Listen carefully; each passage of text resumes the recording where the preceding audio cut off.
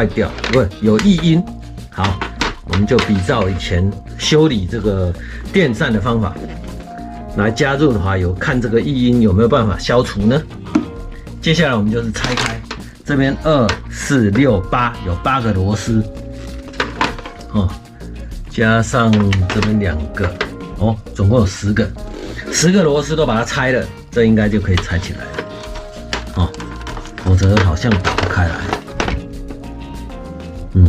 没有接口，这里有接口，哦，那是松这1个、2个、3个，好，这样就不用拆那么多了，